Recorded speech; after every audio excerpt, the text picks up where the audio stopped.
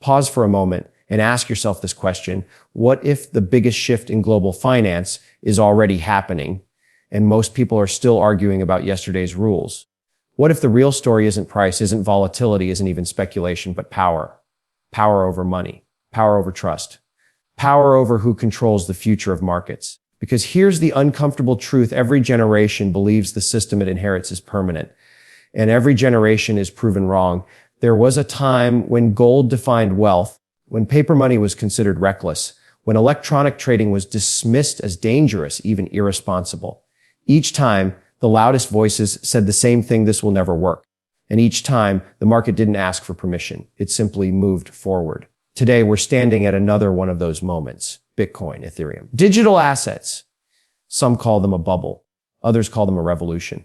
But almost no one is asking the right question. The right question isn't, will prices go up? The right question is, what happens if this system actually works?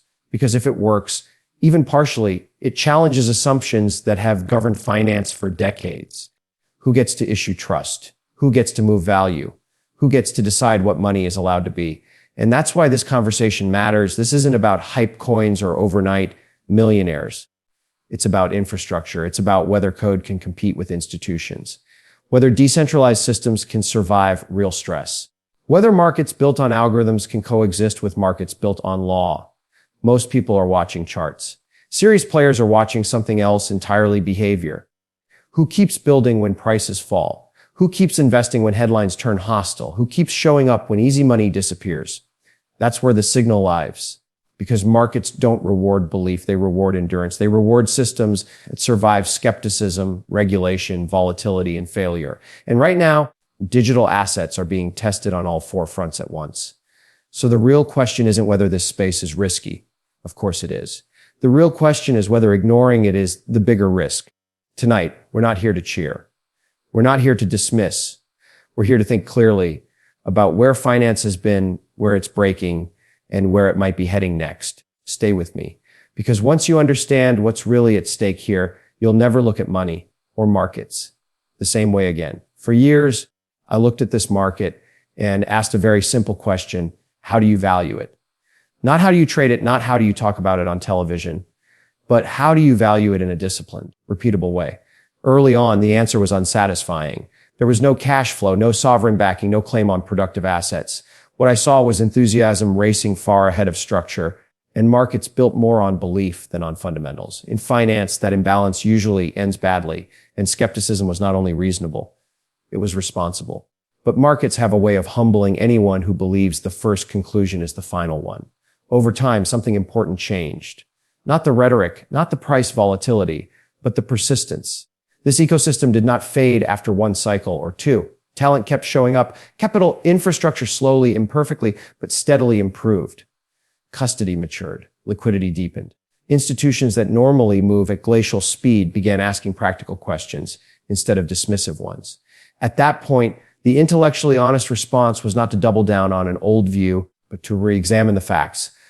Bitcoin, stripped of mythology, represents a scarce digital asset with a fixed supply and a decentralized settlement network that has proven remarkably resilient. That does not make it perfect. It is slow, it is inefficient, it consumes real resources.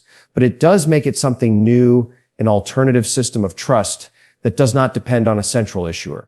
When you manage risk for a living, you learn that new does not automatically mean worthless. It means unproven, and unproven is something markets eventually test.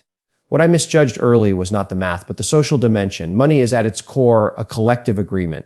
Gold has value not because it produces income, but because societies agreed over centuries that it should. Bitcoin compressed that process into years instead of generations. That speed distorted perception, but it did not eliminate the underlying dynamic.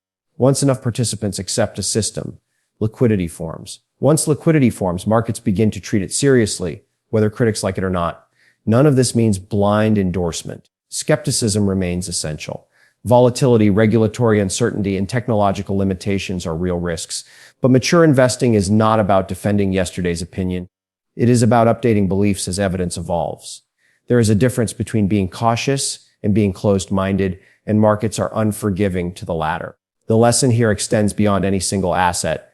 In an exponential age where technology reshapes institutions faster than intuition can keep up, the costliest mistake is not being wrong, it is being slow to adapt when the facts change. Discipline is not rigidity. Discipline is the willingness to challenge your own assumptions before the market does it for you. If history teaches us anything, it is that innovation rarely arrives looking respectable. It arrives noisy, volatile, and misunderstood. The role of serious capital is not to cheer and not to scoff, but to observe carefully, test relentlessly, and engage only when the structure can support responsibility. That is how you survive long enough to benefit when transformation becomes reality. When people talk about digital assets, they often collapse everything into a single debate: belief versus disbelief. That framing misses the real issue. The real question is architecture. Markets ultimately reward systems that can do more, adapt faster, and support real economic activity at scale. From that perspective, the distinction between a static digital asset and a programmable financial platform becomes critical. A programmable blockchain changes the conversation entirely. Instead of asking whether something can serve as a store of value, you begin asking whether it can function as infrastructure. Infrastructure is not about slogans. It is about throughput, reliability, and flexibility. It is about whether developers can build on top of it, whether businesses can integrate it, and whether capital can move through it efficiently without introducing unacceptable risk. That is a much higher bar, and it is also where long-term value is created. Smart contracts represent a fundamental shift. They allow agreements to execute automatically without intermediaries based on predefined rules. That may sound abstract, but the implications are concrete: settlement without delay, reduced counterparty risk, and the ability to design entirely new financial instruments. Over time, that capability can compress layers of cost and friction that have existed in markets for decades. When you see repeated attempts to replicate these functions across industries, it tells you the demand is real, even if the execution is still uneven. Of course, capability alone is not enough. A system that can do everything but fails under load, becomes too expensive to use, or exposes participants to unacceptable security risks will not endure. Early versions of programmable blockchains made those weaknesses obvious. Congestion, high transaction costs, and vulnerabilities undermined confidence. But here again, the mistake is assuming early limitations define the endpoint. Technology evolves through pressure, and pressure is exactly what adoption creates. What matters is the direction of travel. Are developers solving scalability? Are transaction costs becoming more predictable? Is energy usage becoming more efficient? Are governance mechanisms improving? These are not philosophical questions. They are engineering and economic ones. Markets pay attention to progress in these areas because progress determines whether a platform can transition from experimentation to utility. There is also a competitive reality that should not be ignored. In technology, dominance is rarely permanent. Platforms are challenged, forked, and replaced when better solutions emerge. Programmable blockchains face competition not only from each other, but from traditional systems that are modernizing rapidly. The winners will be those that integrate innovation with reliability, not those that rely solely on first mover advantage or community loyalty. For institutions, the lens is even narrower.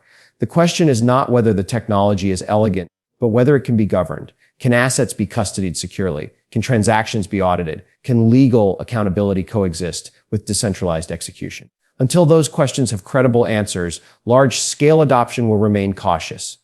But when they do, the implications are significant because infrastructure that lowers friction attracts capital almost automatically. The broader point is this: programmable financial systems are not a bet on hype, they are a bet on adaptability. In a world where financial products, regulations, and customer expectations change rapidly, systems that can evolve without being rebuilt from scratch have an advantage. Markets understand that instinctively. In the long run, value accrues not to the loudest narrative, but to the platforms that quietly become indispensable. When financial activity begins to rely on a system because it works better, not because it is fashionable, that is when speculation gives way to permanence. In markets, enthusiasm is cheap. Trade-offs are expensive. Every financial system, no matter how innovative, is ultimately constrained by physics, economics, and human behavior. Digital assets are no exception. If you want to understand which technologies endure and which fade, you have to stop arguing ideology and start measuring costs. Energy consumption is not an abstract concern. It is a real input with real economic consequences. Systems that require massive energy expenditure to validate transactions embed that cost directly into their long-term viability. When prices are rising, inefficiency is easy to ignore. When markets tighten, inefficiency becomes visible and unforgiving. Over time, capital migrates towards systems that achieve security with less waste, because efficiency compounds just as powerfully as returns. Transaction speed and throughput matter for the same reason. A network that works well for occasional transfers but struggles under sustained volume cannot serve as broad financial infrastructure. Markets need predictability. Settlement delays introduce risk. Congestion introduces uncertainty. And uncertainty demands compensation. If users must overpay during peak demand or wait unpredictably for finality, that friction limits adoption. The system may survive as a niche asset, but it will struggle to scale into a foundational layer of finance. Finality itself is another misunderstood concept. In traditional markets, settlement finality is legally defined and operationally enforced. You know when a transaction is done, and you know the consequences if it fails. In decentralized systems, finality is probabilistic, not absolute. That may be acceptable for experimentation, but institutions price risk precisely, not probabilistically. Any system that wants institutional participation must close that gap, either through technological guarantees or legal overlays. Security presents its own set of trade-offs. Decentralization reduces certain risks while introducing others. Smart contracts remove intermediaries, but code does not negotiate, forgive, or reinterpret intent. Bugs are not inconveniences, they are balance sheet events. Every exploit reinforces a simple lesson: automation without governance is not innovation, it is fragility. Systems that endure will be those that combine automation with clear accountability and robust controls. Fraud and abuse also deserve blunt treatment. Financial history teaches us that wherever value moves quickly, bad actors follow. The absence of intermediaries does not eliminate misconduct, it changes its shape. Markets that lack surveillance, compliance standards, and enforcement mechanisms eventually lose credibility. Trust is not built by claiming purity, it is built by proving resilience under stress. These trade-offs force hard choices. You can optimize for decentralization or you can optimize for efficiency, but rarely both at the extreme. You can prioritize permissionless access, or you can prioritize regulatory clarity, but each decision carries consequences. The winners will not be those who deny these tensions, but those who manage them intelligently. Serious capital understands this intuitively. Investors do not expect perfection, they expect progress. They look for systems that acknowledge limitations and work methodically to reduce them. Roadmaps matter. Governance matters. Evidence of learning matters more than ideology. The future of digital finance will not be decided by slogans about freedom or fear. It will be decided by systems that function reliably at scale, absorb shocks without collapsing, and integrate into the broader economy without amplifying risk. Markets reward what works. They always have. In the end, innovation earns permanence only when it accepts responsibility. That is the threshold every new financial system must cross, and the one that separates speculation from infrastructure. Markets do not scale on optimism alone. They scale on rules, trust, and enforcement. Every major financial innovation that has endured, from equities to derivatives to electronic trading, reached a point where enthusiasm had to be matched with structure. Digital assets are approaching that moment now, and the outcome will be shaped less by ideology and more by market design. Regulation is often portrayed as an obstacle to innovation.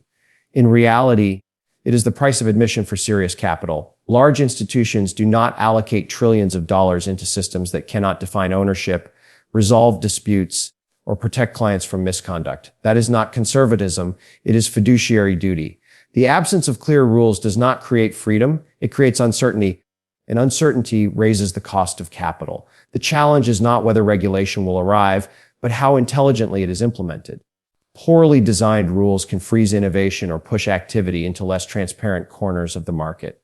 Well, designed frameworks, on the other hand, standardize disclosures, clarify responsibilities, and allow innovation to compete on merit rather than opacity. History shows that markets grow fastest when participants know the boundaries and trust that those boundaries will be enforced consistently. Market structure matters just as much.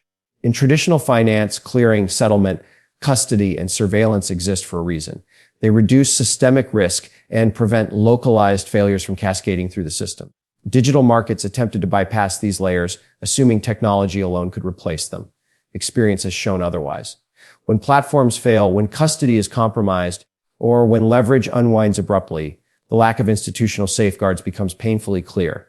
This does not mean replicating old systems blindly. It means understanding why they exist and deciding which functions must be preserved, which can be automated, and which can be redesigned entirely. Technology offers powerful tools to reduce friction and increase transparency, but it does not eliminate the need for accountability. Code can execute rules.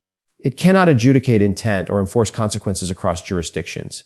Investor protection is not a political slogan. It is a market necessity. Retail participants often enter new markets with less information and fewer resources. When losses occur due to fraud, manipulation, or structural failures, confidence erodes quickly. Without confidence, liquidity disappears. Without liquidity, markets wither.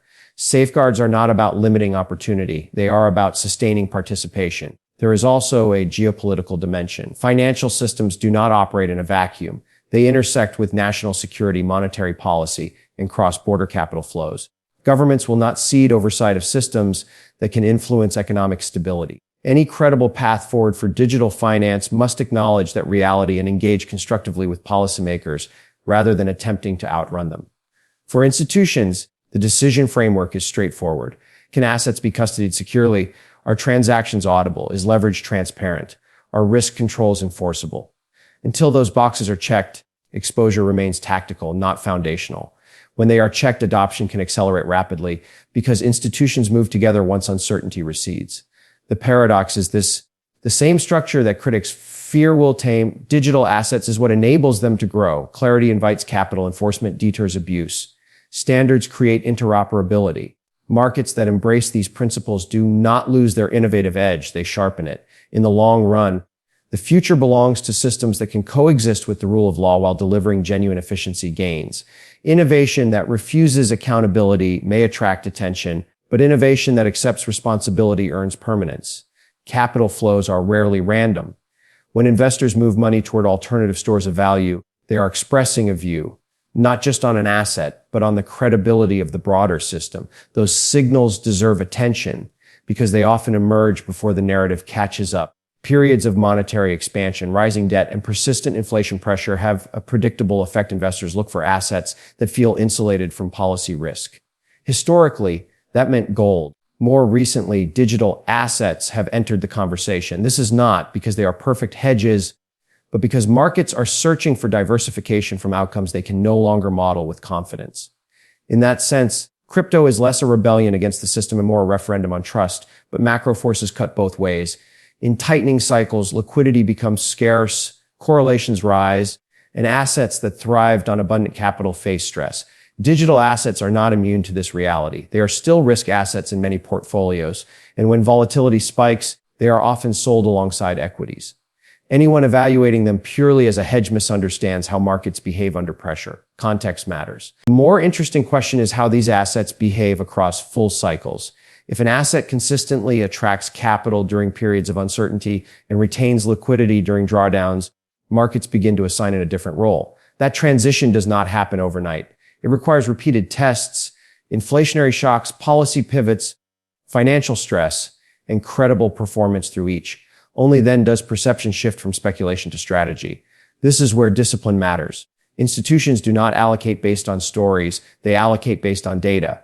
They examine drawdowns, correlations, liquidity depth, and behavior under stress. They ask whether the asset improves portfolio efficiency or simply adds noise. If the answer is the latter, interest fades. If the answer is the former, allocations grow, quietly at first, then decisively. There is also a structural implication for capital markets. As alternative assets gain legitimacy, they influence how risk is priced across the system. They affect funding costs, volatility regimes, and investor expectations. That feedback loop matters. When capital has more places to go, traditional assets must compete harder to justify their valuations. That competition is healthy, but it is not frictionless. At the same time, no asset exists outside the influence of policy forever. Governments shape tax treatment, reporting requirements, and market access. Central banks influence liquidity and risk appetite. Digital assets that integrate into the financial system will increasingly reflect those forces. The idea that they remain permanently detached from macro policy is more aspiration than reality. The sober conclusion is this: digital assets are neither a panacea nor a passing fad. They are an evolving response to macro uncertainty, technological change, and shifting trust dynamics. Their ultimate role will be defined not by ideology, but by performance, across cycles, across regimes, and under stress. For investors, the responsibility is clear. Do not overestimate protection where none exists. Do not underestimate change when evidence accumulates. Treat new assets with the same rigor applied to old ones. Measure, test, stress, and reevaluate. Markets reward those who respect risk and adapt to reality. In an era of rapid change, that discipline is not optional. It is the difference between participating in the future and being surprised by it. So here's where everything comes together and where most conversations about this space quietly fall apart. The future of money will not be decided by who shouts the loudest, who tweets the fastest, or who predicts the next price move. It will be decided in moments of stress, when liquidity dries up, when confidence cracks, when the system is forced to prove what it's really made of. That's when markets reveal the truth, not in bull runs, not in headlines, in pressure. And that moment is coming because every financial system, old or new, eventually faces the same test. Can it survive when belief is no longer enough? When speculation steps aside and only structure remains? When easy narratives disappear and only real-world performance matters? Some projects will not survive that moment. Some ideas will quietly fade, and a very small number will emerge stronger, not because they were perfect, but because they were built to adapt, built to absorb shocks, built to operate when no one is cheering. That is how history always chooses its winners. So when you leave this conversation, don't ask yourself whether you are bullish or bearish. Ask yourself something far more important. Which systems are being built for permanence and which are built for applause, which are designed to function in silence, not just in celebration. Because the biggest shifts in finance don't arrive with fireworks. They arrive gradually, then suddenly. One day they are dismissed as fringe. The next day they are unavoidable. Years from now, people won't remember the arguments, the memes, or the noise. They'll remember the moment the balance of trust began to shift, when markets quietly decided that the old rules were no longer enough on their own. And when that happens, the question won't be, did you believe? The question will be, did you understand what you were watching while it was still unfolding? Stay alert, stay skeptical, stay curious. Because the next chapter of global finance is not waiting to be announced. It's already being written right now.